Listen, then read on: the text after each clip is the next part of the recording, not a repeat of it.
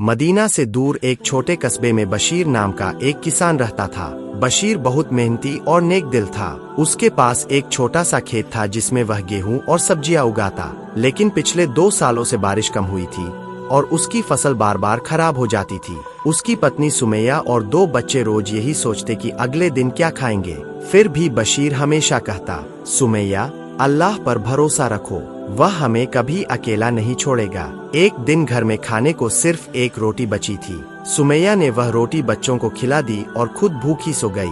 बशीर की आंखों में आंसू आ गए। उसने आसमान की तरफ हाथ उठाकर कहा, या अल्लाह, मैं मेहनत करता हूँ, मगर तू ही है जो रोजी देने वाला है, हमें अपनी रहमत से ढक ले। अगली सुबह जब बशीर खेत की ओर जा रहा था तो उसने रास्ते में एक बूढ़े मुसाफिर को देखा। उसके कपड़े धूल से भरे थे, पैर में जूते तक नहीं थे और चेहरा भूख से पीला पड़ा हुआ था। मुसाफिर ने कहा, भाई, 3 दिन से सफर में हूँ, बहुत भूखा और प्यासा हूँ, क्या थोड़ा खाना मिल सकता है?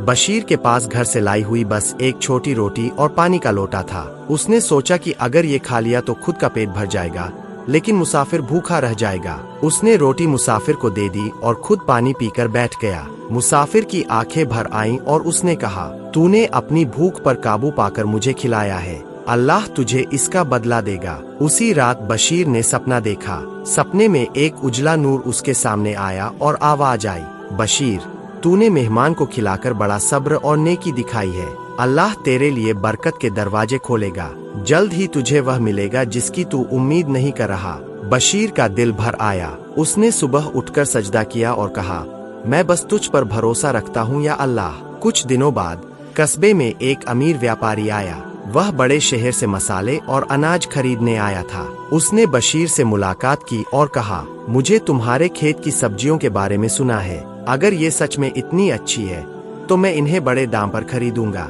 बशीर ने ईमानदारी से अपनी उपज दिखाई। व्यापारी ने चख कर कहा, यह तो सचमुच लाजवाब है, अब से मैं हर महीने तेरा पूरा माल खरीदूंगा। पहली ही बार में व्यापारी ने इतना पैसा दिया कि बशीर का कर्ज उतर गया और घर का चूल्हा महीनों तक जल सकता था। धीरे धीरे बशीर का नाम दूर दूर तक फैल गया। उसका खेत अब खुशहाली से भर गया। मगर सबसे बड़ी बात यह थी कि बशीर ने कभी लालच नहीं किया। उसने अपनी कमाई का बड़ा हिस्सा गरीबों और अनाथों में बांटना शुरू कर दिया। हर शुक्रवार वह बच्चों में खाना और किताबें बांटता। कस्बे के लोग कहते, अल्लाह ने बशीर को इसलिए नवाजा है क्योंकि उसने भूख में भी दूसरों का पेट भरा था। एक रात फिर बशीर ने सपना देखा। उसमें वही नूर सामने आया और बोला, याद रख, असली दौलत तेरे खेतों या तेरी कमाई में नहीं है, बल्कि तेरे सब्र और नेकी में है। जो अल्लाह पर भरोसा रखता है उसके लिए वही काफी है।